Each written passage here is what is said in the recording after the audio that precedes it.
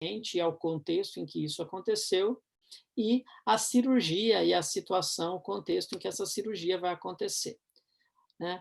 Ah, isso aqui não tem a ideia de eu ficar lendo o slide para vocês, mas só para a gente contemplar e exemplificar e contextualizar alguns fatores, de risco específicos e relacionados ao paciente, né.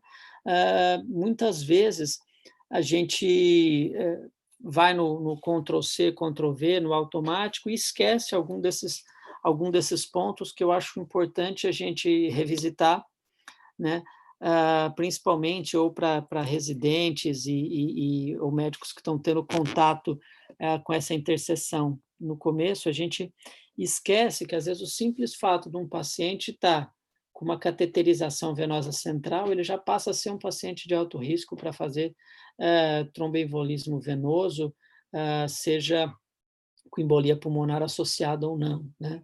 Alguns preditores clínicos, algumas comorbidades que a gente esquece, precisam ser, lembradas, né. Isso aqui é só para a gente lembrar, longe da gente querer citar ou decorar esses itens. Relacionados às cirurgias, o mais importante eu acho que é a gente gravar, os extremos, né, porque o que está no risco moderado, na maioria das vezes a gente não tem recomendações com grau de evidência muito forte. Então, a gente lembrar que quando a gente está falando de cirurgia bariátrica, cirurgias ginecológicas ou abdominais por neoplasia, cirurgias, extensas de pulmão e neurocirurgias, principalmente que envolvam craniotomia, se tiver relacionada à neoplasia, então mais ainda, essas são cirurgias que, junto com as cirurgias ortopédicas de grande porte, estão associadas ao maior risco, de tromboembolismo venoso no perioperatório. Então, cuidado redobrado quando a gente estiver falando, eh desse tipo, desse porte de cirurgia. Pra vocês terem ideia, aqui nesse slide ele mostra para a gente que esse perfil de cirurgia que eu assinalei, se você não faz a tromboprofilaxia, a incidência de tromboembolismo venoso chega a 6%, né. Isso nós estamos falando de clinicamente manifesto. Certo.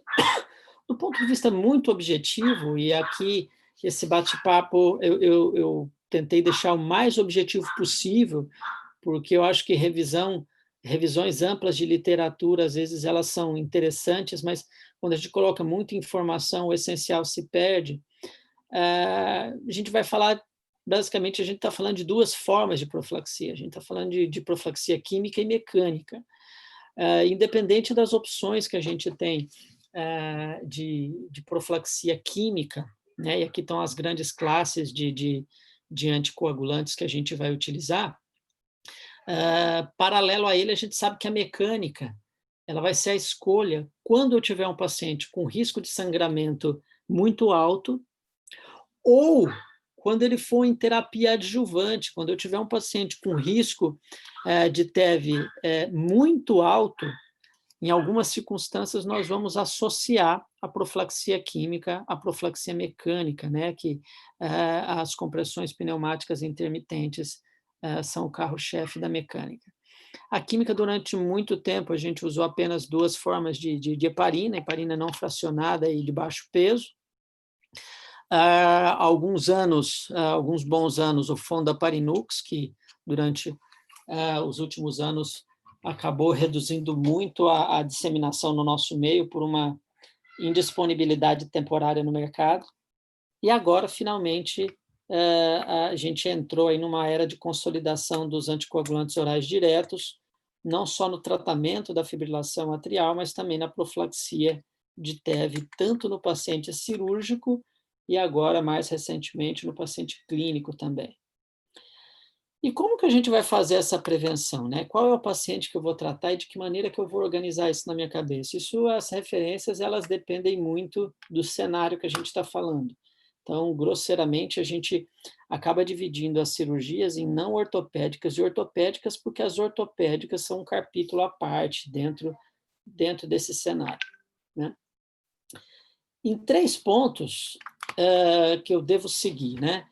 como que eu vou raciocinar? Então, vamos lá, para cirurgias não ortopédicas, num primeiro ponto, eu vou estratificar o risco de TEV do meu paciente, nós vamos falar como. Vou avaliar na sequência o risco de sangramento que esse paciente tem, e o terceiro passo, na verdade, vai ser a consolidação dessas duas informações. Então, a recomendação de profilaxia, ela vai advir do raciocínio que a gente vai fazer da avaliação de estratificação de risco e avaliação do sangramento, do risco de sangramento perioperatório. Pessoal, eu vou pedir para vocês 1 segundo só de silêncio para entender o que aconteceu aqui na minha casa, 1 minutinho só.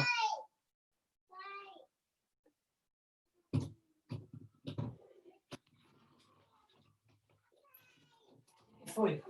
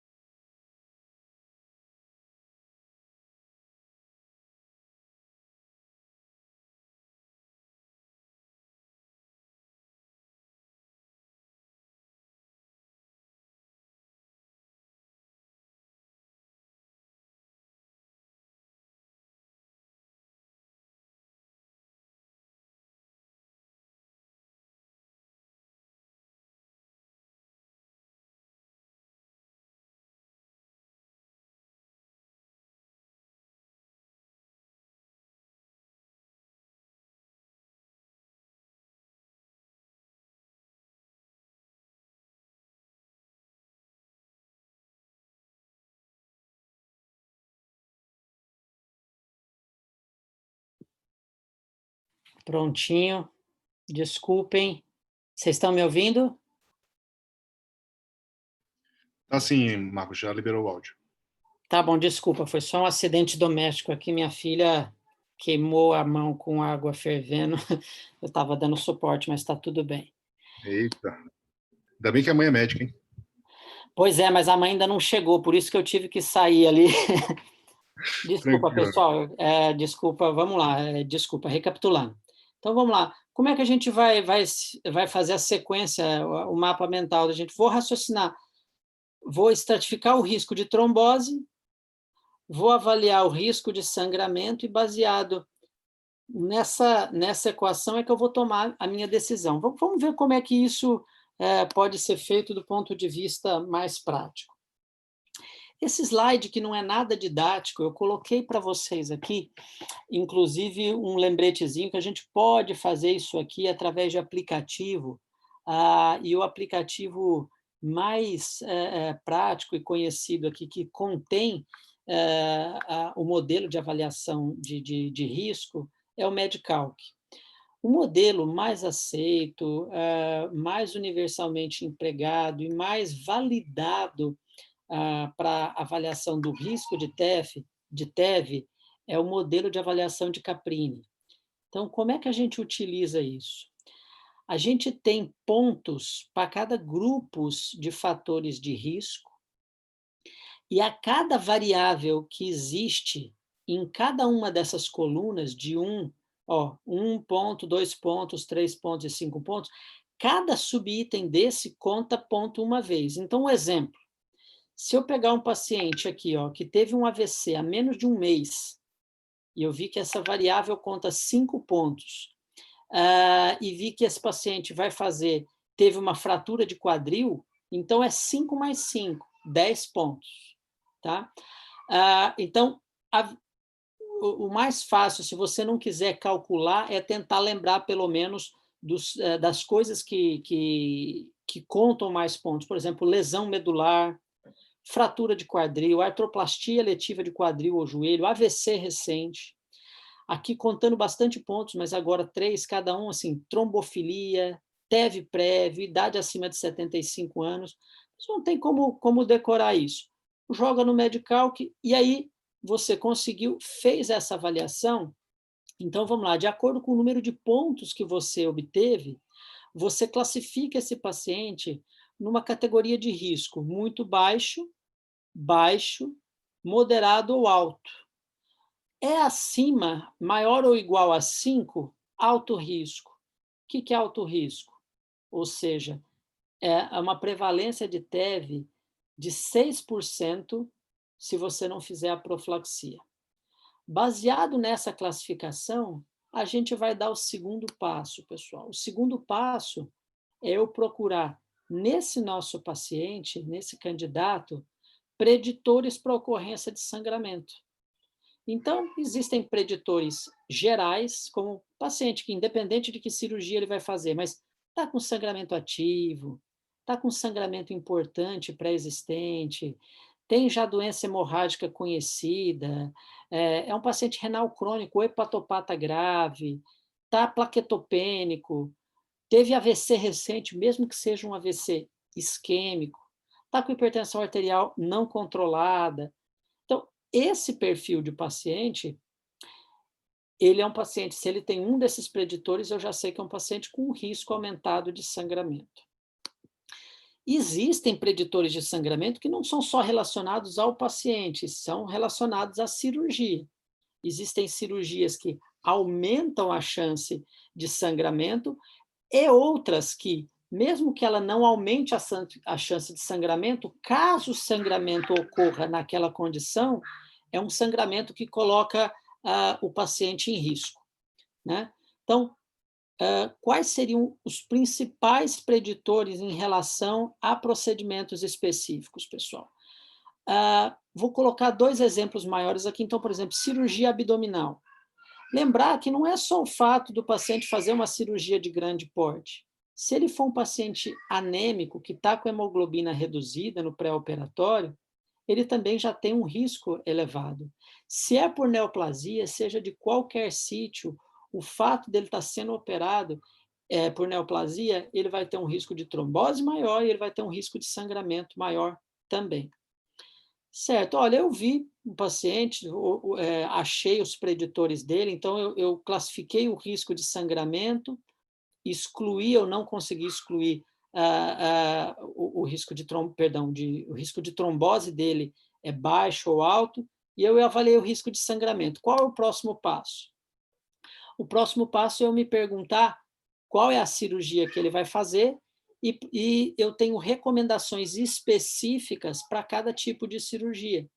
E as cirurgias, elas são agrupadas em alguns blocos porque elas guardam recomendações muito parecidas. E para que ficasse o menos maçante possível, eu fiz o resumo do resumo para a gente comentar para vocês o mais importante de cada um.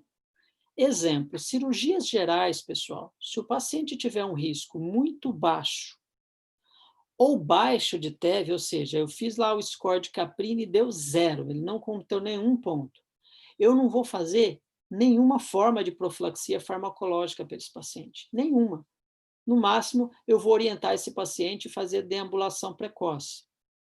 Se o risco for baixo, ou seja, ele tem um score de Caprini 1 ou 2, eu vou fazer, no máximo, profilaxia mecânica, mas percebam que mesmo profilaxia mecânica não é uma indicação absoluta aqui, ela é 2A, ou seja, a maioria das pessoas da diretriz recomendou, mas não é uma unanimidade a profilaxia mecânica nesse contexto. Até aí, tudo bem, estou pegando pacientes de baixo risco. Quando eu pego pacientes de risco moderado, é onde eu encontro os menores níveis de evidência para as recomendações, porque esses pacientes estão no limbo, né? Se ele tiver um risco moderado de TEV, ou seja, um score de Caprini 3 e 4, sem um alto risco de sangramento, o maior peso de evidências é para se indicar profilaxia química ou mecânica, né? Aqui a chance de errar vai ser menor, porque qualquer coisa que você fizer aumenta a chance de você estar produzindo algum acerto de acordo com a diretriz.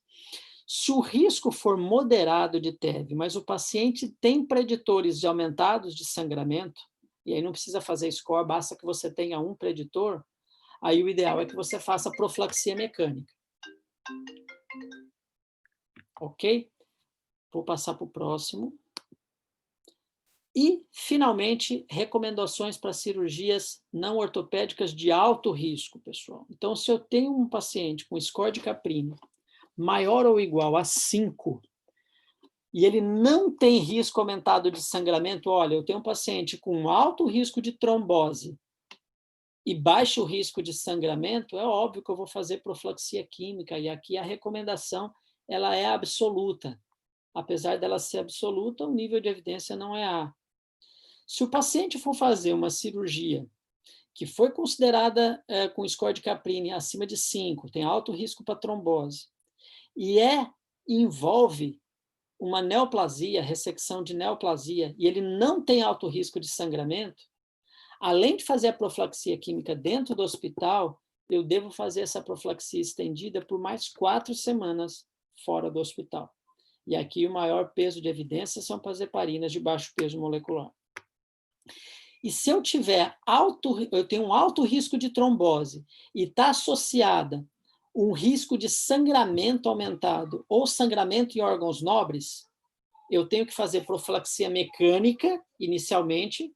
Quando o risco de sangramento for aceitável, eu passo a associar a profilaxia química nesse paciente. Certo, até aí, tudo bem, faz tudo muito sentido. Falando de cirurgias e de grupos de cirurgias específicos, pessoal, algumas a gente precisa lembrar. Então, por exemplo, cirurgia bariátrica é uma cirurgia de alto risco para trombose por si só. Então, esses pacientes precisam receber profilaxia química, esse você não precisa estratificar de outra forma. Só que se ele tiver um IMC acima de 50, você vai ter que usar doses maiores de heparina de baixo peso. Ou seja, acima de 50, você vai usar enoxaparina de 40 2 vezes ao dia, tá? E se o paciente tiver mais de... perdão, eu falei errado para vocês. Ele vai fazer a cirurgia bariátrica, ele é um obeso mórbido, mas ele tem até 50 de IMC. Se ele tem até 50 de IMC, você vai usar enoxaparina de 40 2 vezes ao dia. Se ele ultrapassou 50 de IMC, você vai usar enoxaparina 60 2 vezes ao dia. Tá? Certo. Cirurgias torácicas, pessoal. Olhem nesse quadrinho amarelo aqui que ele resume as recomendações principais. Se ele for de risco moderado para TEV e não tem risco aumentado, ótimo. Faça profilaxia química ou mecânica, o que você julgar mais adequado para o teu paciente. Se ele tem um risco alto para TEV e não tem risco alto de sangramento, óbvio que você vai fazer profilaxia química, podendo associar ou não a profilaxia mecânica. Quando o risco é moderado, pessoal, e você tem um risco de sangramento aumentado, não vai dar para você fazer profilaxia química, então você faz profilaxia mecânica, mas com a mesma filosofia. Quando você tiver uma condição clínica já com coagulograma normal, plaquetas normais, hemostasia garantida, você vai poder retornar à profilaxia química, porque esse alto risco de sangramento ele pode não ser permanente. E, por fim, em relação aos grandes grupos de cirurgias, as craniotomias e os traumas, as craniotomias por si só, elas estão relacionadas a risco aumentado de trombose, tá? Então, você tem que fazer, independente do risco de sangramento, você tem que fazer profilaxia mecânica, porque esse paciente invariavelmente tem um risco inicial aumentado de sangramento. Quando o risco de sangramento melhora, você já passou o período da fase aguda em que esse paciente se encontrava, você acrescenta a profilaxia química, a profilaxia mecânica que já estava introduzido lá no começo. Tá?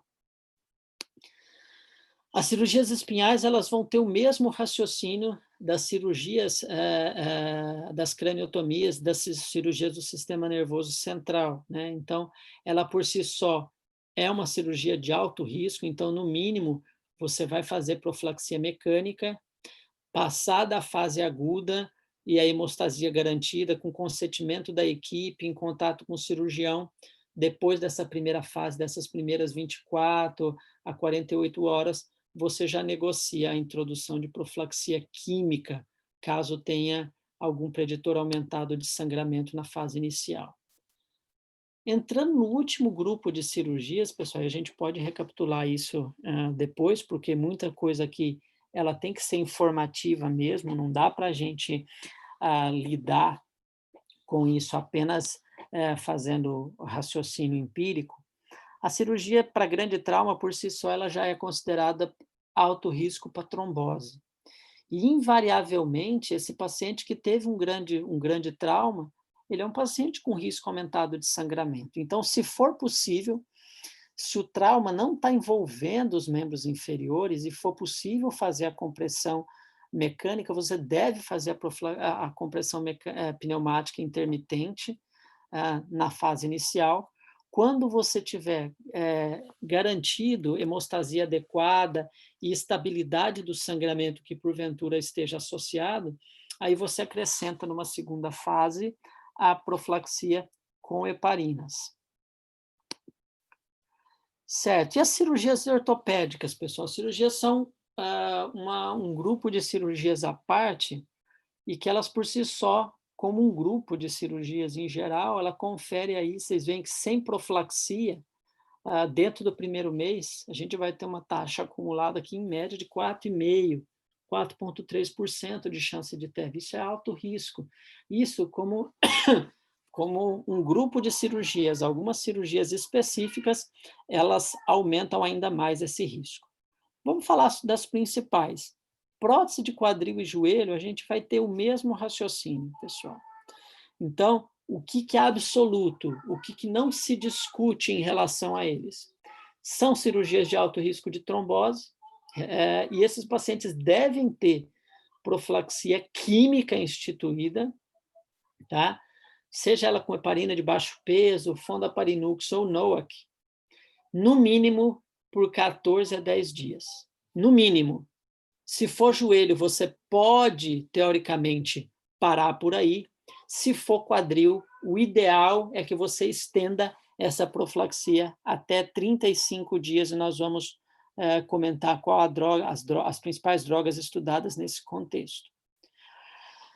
O outro extremo são as cirurgias ortopédicas, mas de baixo risco de trombose. Então, o cara fez uma fratura distal ao joelho, mesmo que com imobilização gessada, esse paciente não tem uma recomendação formal, não deve fazer uma profilaxia específica para trombose venosa.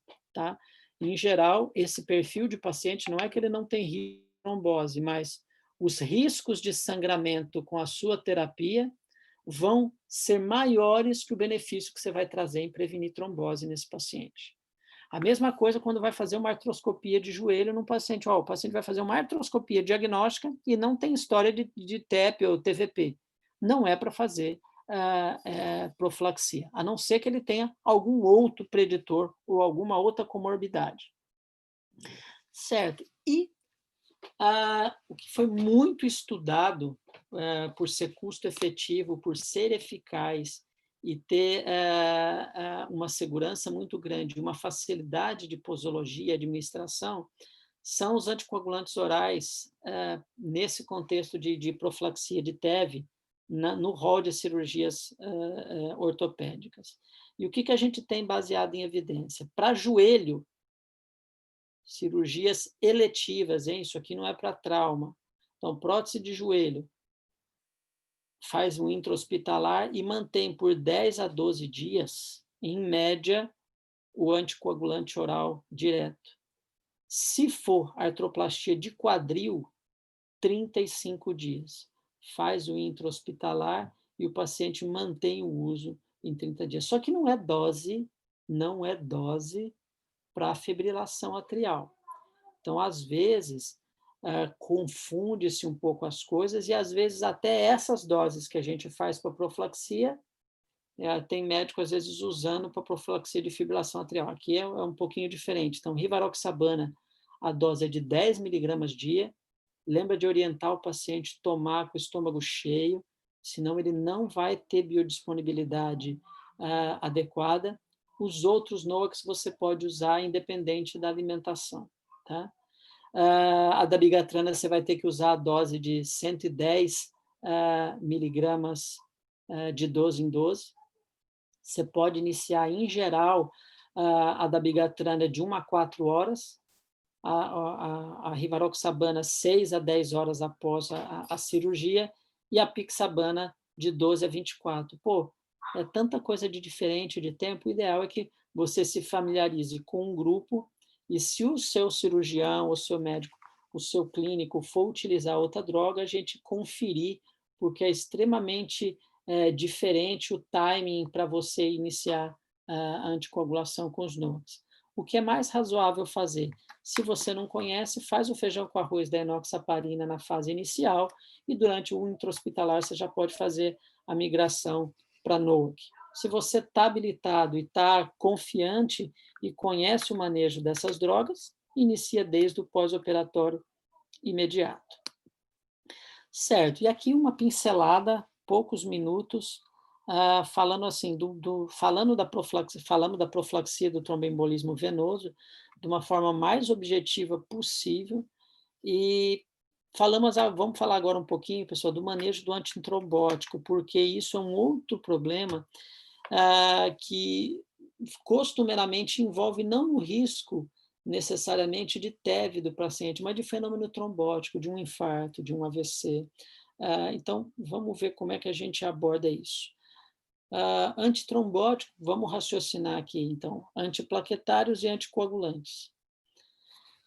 A missão nossa é tentar achar o ponto de equilíbrio, pessoal, porque é óbvio que o cirurgião não quer que a cirurgia sangre, né? Não quer que o paciente tenha sangramento, o clínico cardiologista não quer que o paciente tenha evento trombótico, e aí a gente precisa encontrar o equilíbrio de saber o que eu vou fazer para esse paciente que eu consiga equilibrar esses dois riscos, porque dizer que simplesmente eu não opero com essa droga, ou não, pede para alguém assinar se responsabilizando por isso, não dá, né? Isso a gente precisa pular essa etapa, e aqui foi a imagem que eu achei que mais resume a preocupação que a gente tem que ter, e é justamente achar o ponto de equilíbrio, é levar em consideração esses dois polos de risco de trombose e risco de sangramento para a gente tomar decisões equilibradas a esse respeito.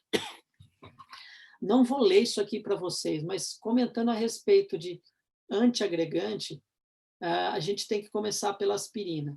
A gente sabe que a aspirina já foi estudada como uma forma de fazer uma profilaxia em quem não tem doença. Então, por exemplo, já foi estudado em estudos de grande porte se a introdução da aspirina no pré-operatório, mesmo naquele que não tem doença cardiovascular manifesta, se ele seria capaz de reduzir evento cardiovascular maior no perioperatório, principalmente de pacientes de alto risco. Todos os grandes estudos foram negativos, porque eles mostraram uma redução marginal muito discreta de eventos e um aumento desnecessário de risco de sangramento, haja visto que, nesse contexto, a probabilidade do paciente de trombose já é reduzida por ele não ter doença cardiovascular aterosclerótica manifesta. Então, o que eu concluo disso? Então, se o paciente estiver usando aspirina, mas para profilaxia primária ele nunca teve infarto, nunca teve AVC, ele não tem stent, nunca fez revascularização, ele usa para prevenir o primeiro evento, suspenda a aspirina. A manutenção da aspirina nesse contexto não vai ajudar o paciente, tá? E pode piorar o resultado da cirurgia. Se o paciente, entretanto, já faz uso para profilaxia secundária, ele já teve evento, ou tem stent, ou tem doença coronária manifesta, já teve AVC de origem aterosclerótica, eu preciso manter a aspirina nesse perioperatório, porque já está muito bem documentado que a suspensão dela no perioperatório aumenta a chance de evento cardiovascular maior, de AVC e de infarto, principalmente, e, consequentemente, de morte. O problema é que, às vezes, o paciente usa para profilaxia secundária, mas ele precisa de uma cirurgia em que eu não posso manter, porque é uma cirurgia de exceção. São cirurgias em que ou eu não tenho hemostasia primária disponível, o cirurgião não consegue fazer hemostasia primária, ou o sangramento que pode ocorrer é um sangramento que pode ser ameaçador ao órgão ou à vida. Por exemplo, pacientes que vão operar retina, sistema nervoso central, ou vão fazer ressecção transuretral de próstata, esses é difícil negociar com o cirurgião a manutenção da aspirina, porque o resultado pode ser muito. A chance de sangramento e sangramento maior é muito elevada. A exceção está aqui para o paciente que for fazer uma ressecção de próstata por uma técnica especial que é o Green Light Laser. Então, que ele consegue fazer a ressecção já fazendo a cauterização da próstata. Nessa condição, dá para manter a aspirina. Algumas neurocirurgias específicas e na mão de cirurgiões com excelentes resultados cirúrgicos, a gente pode ponderar a manutenção da aspirina se ela for num paciente de extremo alto risco, entenda-se por isso evento cerebrovascular ou cardiológico muito recente. E a terapia antiplaquetária dupla, que dá tanto... Não é complicado a gente ter uma posição a respeito, não, pessoal. A questão da suspensão é, primeiro, antes de pensar na suspensão, a gente precisa entender e lembrar que o período de terapia antiplaquetária dupla após o implante do stent não é o período que simplesmente que é obrigatório manter os remédios. É exatamente nesse período que a suspensão de um dos antiplaquetários aumenta muito a chance de fenômeno tromboembólico no período perioperatório. Então, não adianta eu achar, olha, esse paciente infartou, ele vai ter que usar 1 ano de terapia antiplaquetária dupla, mas eu vou negociar com o cardiologista para ele suspender antes disso para poder operar. Ele pode suspender, mas mesmo que você reduza a chance de sangramento com essa suspensão, operá-lo durante esse período aumenta a chance dele infartar. Tá? Então, sempre que possível, se for uma cirurgia eletiva que não seja sensível ao tempo, tentar respeitar o período de terapia antiplaquetária dupla. Em geral, para angioplastias eletivas, 3 a 6 meses, e para síndrome coronariana aguda, o ideal é 1 ano de terapia antiplaquetária dupla. Certo, mas às vezes não é uma cirurgia de urgência, mas é uma cirurgia sensível ao tempo. Que cirurgia é essa? Por exemplo, neoplasia. Então, você tem um paciente lá que tem uma neoplasia de colo ou uma neoplasia de próstata, não é uma cirurgia de urgência, mas não dá para você ficar esperando 1 ano para operar esse paciente. Nessa condição, você faz o quê? Você mantém a aspirina durante todo o perioperatório, suspende o segundo antiplaquetário por 5 a 7 dias, opera o paciente e tenta reintroduzir o antiplaquetário o mais precoce possível, sendo que esse período entre a suspensão do segundo antiplaquetário e a reintrodução, idealmente não ultrapasse 10 dias. Tá? E, se for uma cirurgia de baixo risco de sangramento, discutir com o cirurgião a possibilidade de operar em vigência de terapia antiplaquetária dupla. A gente já teve que fazer isso várias vezes ao dia, várias vezes, inclusive no nosso serviço, e nem é só para apontar e colocar a batata quente na mão do cirurgião mesmo. Vocês já viram que algumas vezes nós tivemos, por exemplo, que implantar marca-passo ou desfibrilador em paciente que tinha infartado há pouco tempo, e a gente teve que assumir o risco de operar esses pacientes com terapia antiplaquetária dupla, porque o risco da suspensão era muito maior do que o de sangramento durante a cirurgia. Tá? O último tema seria os anticoagulantes, pessoal, como gerenciar eles. Então, vamos raciocinar antagonista de vitamina K numa caixinha e anticoagulante oral direto na outra. Os antagonistas de vitamina K, eles são um pouco mais chatos da gente avaliar, porque o efeito tem meia-vida longa, a gente sabe que não tem um efeito previsível, a suspensão, alguns pacientes a gente suspende, em 3 a 4 dias ele entra em normalidade, o INR dele cai abaixo de 1,5, outros pacientes vão demorar mais tempo.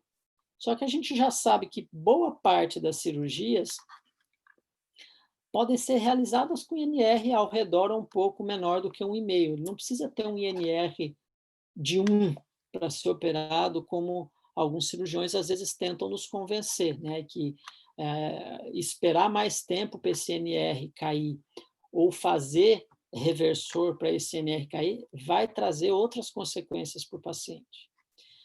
A gente deve ter em mente que, se for um procedimento de baixo risco de sangramento, esse anticoagulante talvez nem precise ser suspenso. Por exemplo, se ele for fazer uma catarata e for com anestesia tópica, não for com injeção retrobulbar, esse paciente pode ser operado em vigência de varfarina. Vai fazer uma cirurgia dermatológica, a mesma coisa. A grande dúvida que aparece aqui é o que mais gera discussão entre clínicos, intensivistas, cirurgiões e anestesistas é a questão de fazer ou não fazer a velha ponte com heparina. Tá? Então, ponte com heparina. Em que situação que eu vou fazer? Eu vou colocar um slide seguinte que vai guiar a gente, mas, a grosso modo, quando o paciente tiver um risco de trombose muito elevado, em que a suspensão do Marevan e esperar espontaneamente o INR chegar na faixa para operar, nessa janela de tempo, o paciente pode ter um fenômeno trombótico. Quando eu julgar que esse risco é muito elevado, eu vou ter que fazer a transição. Entretanto, a gente já sabe que, para a maioria dos pacientes usuários de varfarina, hoje a gente poderia dizer que a maioria desses são para prótese mecânica e fibrilação atrial. Para aqueles que estão fazendo uso por fibrilação atrial, a imensa maioria desses pacientes pode ter a varfarina suspensa, sem fazer ponte. Você suspende, espera o INR ficar próximo de 1,5, opera o paciente e reintroduz o Marevan no pós-operatório para ele entrar. Por quê? Esse grande estudo aqui, que foi o BRIDGE, né, ele testou essas duas estratégias, de fazer ponte ou suspender e esperar o INR chegar na faixa. O que ele chegou à conclusão em relação a pacientes que estavam usando por fibrilação atrial, que foi o escopo do estudo? Suspender sem ponte teve a mesma taxa de evento trombótico do que aquele que fez ponte com heparina e sangrou muito menos. Então, para pacientes que usam Marevan para fibrilação atrial, a imensa maioria deles pode ter o anticoagulante suspenso sem fazer ponte com heparina. E como eu vou gerenciar? Mas em que situação que eu devo ou não devo fazer a ponte com heparina? Olha, vamos lá. Guardem quais são os pacientes de alto risco para trombose. Esses de alto risco, você vai fazer ponte com heparina. Aquele que for de baixo risco para trombose, eu vou pensar seriamente em operar sem fazer ponte. Então, alto risco, qualquer prótese mecânica em posição mitral, próteses mecânicas aórtica antiga, de gerações muito antigas, mais de 20 anos, AVC ou AIT nos últimos 6 meses. Isso no que se refere ao usuário de prótese mecânica. Se o paciente está usando por fibrilação atrial, olha, se ele tiver um CHA-2-VASc maior ou igual a 5, ele foi pouco representado no BRIDGE, então o ideal é que eu tente fazer a ponte com heparina. Se ele tem fibrilação atrial e teve AVC recente, há menos de 3 meses, evita fazer a suspensão e abrir mão da ponte, né? Se ele tem fibrilação atrial e tem doença valvar reumática, privilegie a ponte com heparina. O terceiro perfil de paciente é aquele que está usando por TEV prévio. Então, se ele tem TEV recente ou tem trombofilia de alto risco, faça a ponte com heparina. Então, os pacientes de muito alto risco, precisamos fazer ponte com heparina. Como é que nós vamos memorizar isso? Toda prótese mitral, os aórticos com fatores adicionais de risco, os portadores de fibrilação atrial de muito alto risco ou aqueles com evento recente de trombofilia. Fora isso, os pacientes podem ser operados sem ponte com heparina. Lembrem que ponte com heparina não é simplesmente um risco de sangramento. Vocês veem no hospital o tanto que dá confusão entre troca de médico, erro de prescrição, esquecimento de reconciliação. O paciente entra na faixa terapêutica, o médico esquece de suspender a heparina, o cara calcula a dose errada. Então, esse cenário, quem vive e quem enxerga esses pacientes vê o tanto que isso dá confusão. O tanto que a gente é chamado para tentar ajudar a resolver dilemas relacionados a isso, porque o gatilho inicial foi errado. Certo.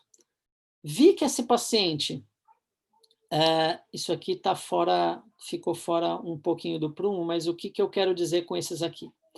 Se esse paciente tiver um risco de sangramento baixo, pessoal, mesmo que ele faça uso do Marevan, você tem que ponderar que esse paciente pode ser operado em vigência de anticoagulação plena, sem precisar suspender o anticoagulante do paciente, porque ele por si só já é um paciente que vai fazer um procedimento com baixo risco de sangramento. Bom, então por que eu estou preocupado em suspender o anticoagulante? Mantém e faz o procedimento. Exemplos: hernioplastia, esterectomia por via abdominal, dissecção de nódo axilar, broncoscopia diagnóstica.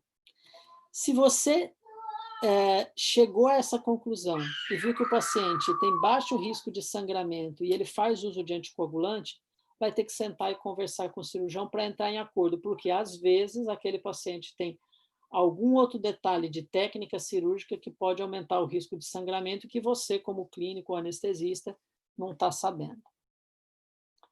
E, por fim, é o último conceito que eu vou abordar nesse tema, pessoal, que é a questão dos anticoagulantes orais diretos, principalmente no grande uso que eles fazem, a maior parte dos pacientes por fibrilação atrial, mas uma parcela deles aí de 20% vai estar usando por TEV. Essa é uma diretriz americana muito boa, a gente não tem coisas mais novas em relação a isso, a não ser reversão de efeito de anticoagulante, mas eu vou orientar vocês em relação a como raciocinar ao invés de decorar essa tabelinha. Como é que vocês vão fazer? Vocês vão raciocinar que a meia-vida de quase todos os NOACs, ela passa por 12 horas, média. Então, se eu tiver NOAC, em geral, se ele tiver o clearance normal, acima de 50 pelo menos, ele tem uma meia-vida média de 12 horas. Tá? Certo. Se o paciente vai fazer um procedimento com baixo risco de sangramento, eu vou suspender esse NOAC de 2 a 3 meias-vidas. Então, espera aí, se eu sei que o NOAC tem uma meia-vida média de 12 horas e eu sei que o paciente vai fazer uma cirurgia com baixo risco de sangramento, eu vou suspender de 24 a 36 horas, ou seja, 2 a 3 vezes essa meia-vida. Ah, Marco, mas você falou dessa meia-vida, né? Essa meia-vida é para um clearance normal. E se o clearance for alterado? Você pega o extremo que aumenta o risco. Então, é de 24 a 36 horas, então você usa 36 horas. Se ele for fazer um procedimento de alto risco de sangramento, você vai esperar 4 a 5 meias-vidas, ou seja, de 48 a 72 horas, mais ou menos. Ah, mas e se tiver clearance reduzido? Usa o extremo dos 72. E se esse paciente for fazer um procedimento de urgência, o ideal é você usar reversor, se você tiver o reversor para aquele anticoagulante. Na UDI, por exemplo, a gente tem um reversor da dabigatrana, que é o idacizumab. Ele foi usado uma vez dentro do hospital nesses últimos 2 anos e meio. Então, isso acaba sendo incomum, mas se precisar lembrar que tem, e essa é a principal recomendação. Se for usuário dos outros anticoagulantes que não, a dabigatrana, a gente só vai ter a opção de ou operar em vigência do anticoagulante ou fazer complexo protrombínico. Pessoal, eu peço perdão aí pela desconcentração que eu tive aí no começo e a saída da aula, do bate-papo, na verdade. Tentei ser o mais objetivo possível num tema que não dá para a gente não ser descritivo, porque não tem fórmulas que sirvam para todo mundo, mas tentei abordar um racional que funcione para vocês raciocinarem quando estiverem diante de um paciente desse. E o meu conselho de ter como uma referência bibliográfica a nossa diretriz de avaliação perioperatória, que tem uma revisão de excelente qualidade para a gente. Tá? Eu estou à disposição para a gente conversar a respeito. Então, vamos lá. Bom, Marcão, aula muito boa, cara. Isso é um tema super indigesto de ler sozinho, de estudar sozinho. Tu deixa uma boa clareada aí. Eu fiquei com... Eu estou vendo aqui, por enquanto, ainda não temos pergunta, eu vou aproveitar para te explorar um pouquinho aqui. Claro, cara. Até porque a gente foi e voltou em alguns conceitos e essa, de fato, não é uma aula que eu estou acostumado a fazer, então vamos trocar ideia, sim. Mas foi bem... Eu acho que ajudou bastante a clarear a mente aí. Eu fiquei com algumas dúvidas que até talvez te ponha numa saia justa. A primeira delas tu ressaltaste bastante aí falando do risco de trombose, das cirurgias que tem risco maior lá pelo critério. E você mencionou bastante as cirurgias ortopédicas, especialmente as próteses de quadril, né? E a gente vive um fenômeno hoje que é a superutilização dos antifibrinolíticos no período intraoperatório para diminuição de sangramento. Isso tem sido discutido bastante nos congressos de anestesia, aulas e mais aulas sobre o uso de ácido aminocapróico e ácido tranexâmico como estratégia de profilaxia. E uma cirurgia que se tem usado com bastante frequência é justamente as cirurgias de prótese de quadril, especialmente, porque a de joelho, a boa parte dos cirurgiões opera com garrote, então o problema de sangramento reduz bastante. Fica em segundo plano. Mas na prótese de quadril isso não acontece, né? Então, isso tem sido usado com uma frequência grande e quase que protocolado pelos cirurgiões. Até mesmo quando, assim, às vezes a gente precisa brigar quando o paciente, além da cirurgia, que já é uma cirurgia de alto risco para trombose, tem outros fatores, a gente tem que fazer um trabalho de convencimento a não usar e assumir um pouco o sangramento. Tudo. Mas daí eu te pergunto, porque a cirurgia de quadril é uma cirurgia que a gente não consegue fazer profilaxia mecânica intraoperatória. Eu queria ouvir tua opinião em relação a esse uso de uma dessas medicações que tem lá seu potencial de aumentar o risco de trombose por inibir a fibrinólise, dentro de um contexto de uma cirurgia de alto risco de trombose e que eu não consigo fazer profilaxia intraoperatória, ou seja, só vou conseguir fazer profilaxia dali a 2-3 horas do procedimento. Eu queria ouvir tua opinião. Essa é a cilada que a gente fica, né? Vocês, anestesistas, lá no intraoperatório, tentando equilibrar já desde o início esse risco de sangramento e de trombose, mas, infelizmente, Oswaldo, assim, a preocupação do cirurgião é muito maior com sangramento do que trombose. Isso até porque existe uma coisa que a gente não leva em consideração. De fato, sob o aspecto dele, quando ocorre trombose, teoricamente, a culpa é do contexto. E quando, ou até do paciente, quando é sangramento, ele tem a sensação de que ele vai ser imputado, de que o problema é dele. Então, eu preciso fazer algo que não sangre.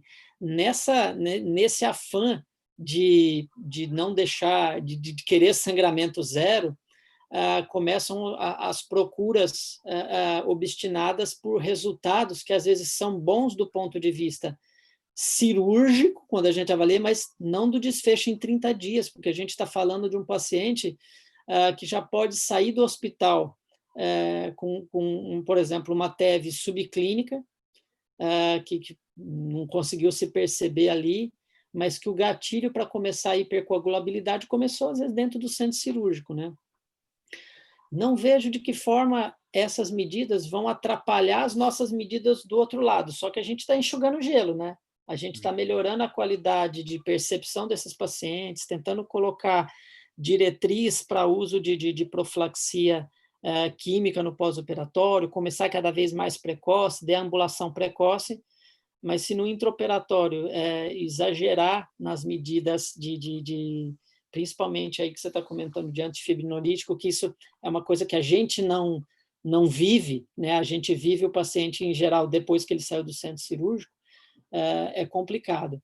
A gente não tem experiência na UTI cardiológica de pegar os pacientes que tiveram complicações nesse período. Em geral, a maior parte dos pacientes que a gente recebe são pacientes que acabam evoluindo muito bem e a profilaxia começa precoce, né? A profilaxia nossa, eu não sei o impacto clínico que vai ocorrer quando essas medidas se disseminarem da forma como você está falando, né? Talvez a gente vai precisar de muito mais tempo para ter expertise com isso, né? Não temos ainda um know-how para te dizer se isso está tendo impacto na ponta do outro lado, não. Aí o uso está cada vez mais indiscriminado desse tipo de droga. Assim, vai de cirurgia da otorrino a bucomaxilo, para cirurgias de joelho, a plástica, que é outra dependendo de que cirurgia plástica, são cirurgias potencialmente trombóticas também, lipoaspiração, grandes abdominais. Demais, cara. Demais. E, não sei, a gente da anestesia, Carlos, inclusive, fez um comentário no mesmo sentido aí, do uso de antifibrinolítico, mas a gente fica, às vezes, com essa pulguinha atrás da orelha, do quanto de risco a gente pode estar agregando. A literatura, por enquanto, não conseguiu mostrar aumento de evento infarto barra AVC isquêmico, né, pelo uso dos antifibrinolíticos, mas às vezes é difícil fazer essa correlação estatística, né, de você provar que aquilo é um fator isolado. Não, é muito difícil, cara, é muita variável para você conseguir isolar ela, é muito variável. Você teria que fazer um N muito grande e num ambiente muito controlado, né? Mas não é só dentro do centro cirúrgico, não. Até que na UDI eu vejo pouco, mas em alguns outros hospitais eu vejo um abuso do uso de antifibrinolítico dentro da terapia intensiva mesmo, para pacientes clínicos, né?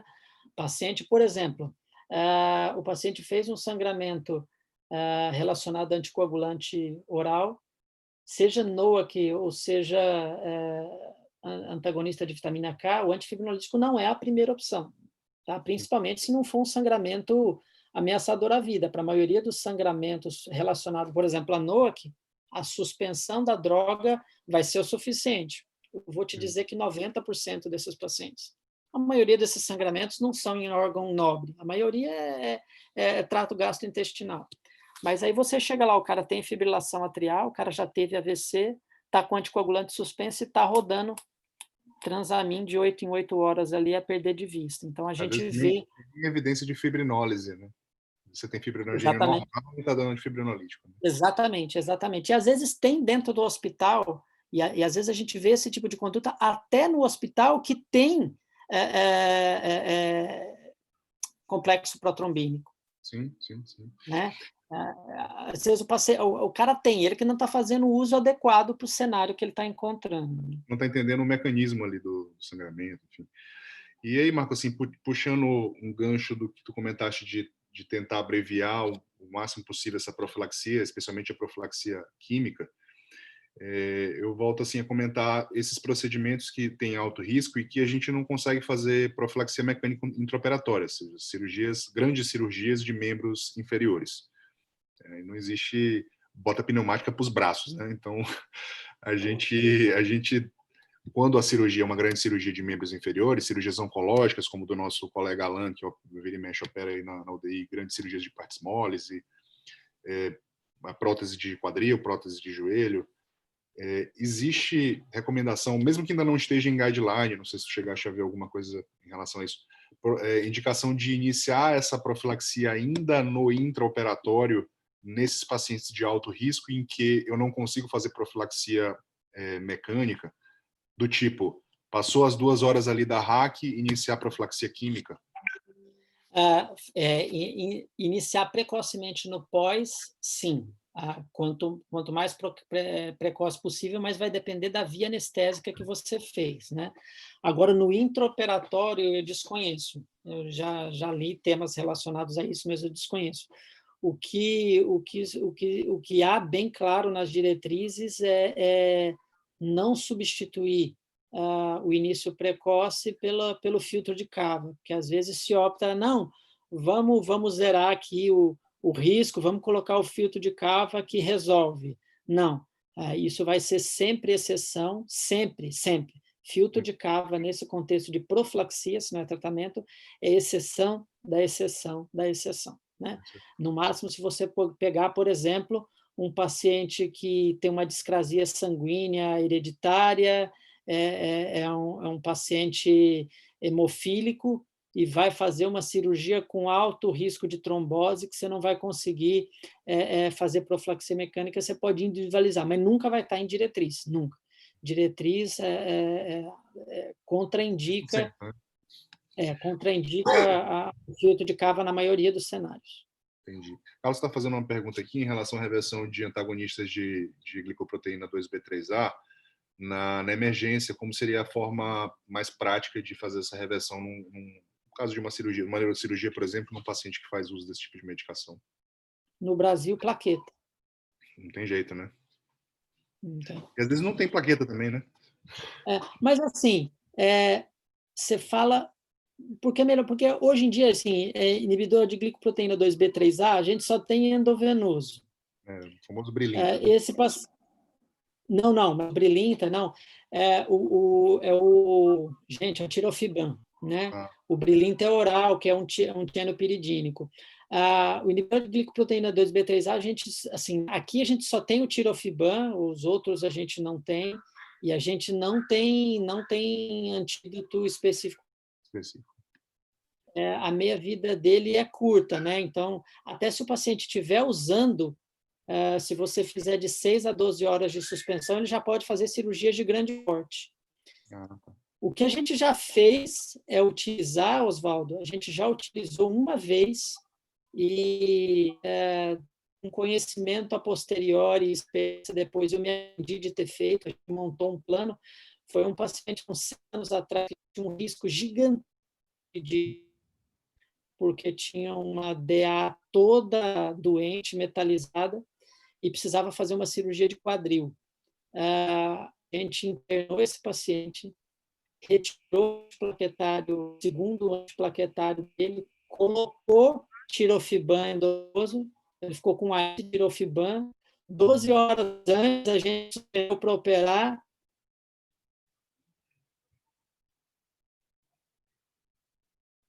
E acho que a conexão do Marco deu uma caída aí. Tu está voltando. Você caiu, Marco. Caiu.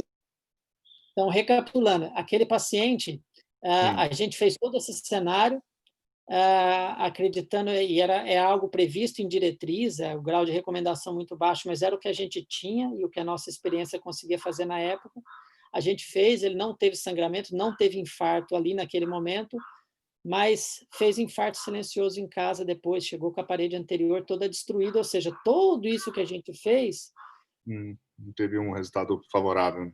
Né? Talvez ter operado ele sem ter colocado stent, ter usado só aspirina e ter feito o tratamento clínico nele, operado, assumido o risco da trombose, mas usando estatina em dose adequada, controlando o sangramento no intraoperatório, cada vez mais a gente evita fazer angioplastia profilática porque começa essa espiral de complicação.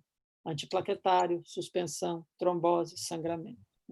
E às vezes a gente mudar o plano cirúrgico anestésico, né? Optar por, enfim, abrir mão do bloqueio, que é sempre melhor nas cirurgias ortopédicas, mas lançar mão de anestesia geral e combinar bloqueio Sim, periférico para analgesia, e o cirurgião assumir um pouco a bronca aí do controle de sangramento, né? exato, exato. A gente teve até um paciente que não era nem uma cirurgia de grande porte, mas era uma catarata. Um paciente, inclusive, que, não sei se você lembra, ele Hum, não conseguia fazer midríase hum, com a medicação tópica, ia precisar de injeção bloqueio.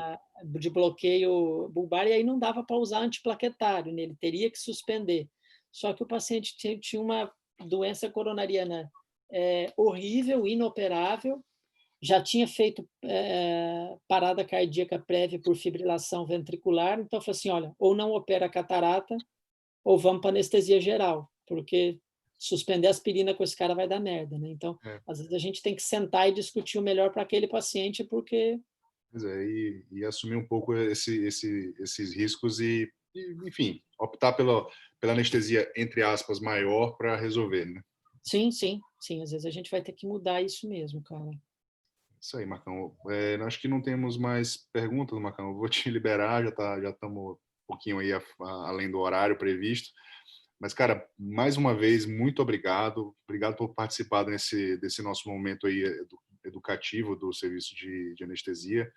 É, Fico sempre muito feliz com tua participação. Você é um cara que tem uma didática fenomenal, consegue simplificar por um tema super indigesto, conseguiu passar Ah, aí que isso, tranquilo. cara. Acho que foi de muita valia, especialmente para que a gente consiga sempre, a gente tem esse objetivo, né? Sempre fazer essa medicina aí translacional, sair do centro Uma cirúrgico e ir pesquisa, para né, outro. cara? Em geral, o que angustia a gente, angustia o outro também. Então, acho que a gente conversar, a gente se fortalece o paciente e escolhe o melhor para o paciente, né? Que é isso, Isso. cara, eu que agradeço e precisando, eu estou sempre à disposição de vocês e do grupo, cara. Muito obrigado, Marcão. Tá bom? Uma boa noite a todos que compareceram. Eu agradeço mais uma vez aí a presença de todos os colegas, especialmente os colegas aí da cardiologia. Estou sabendo que Marcão vai dar nota boa para todo mundo aí que participou do evento. Amém. Um Um abraço, abração, pessoal. Um grande abraço. Até mais. Tchau, tchau. boa noite.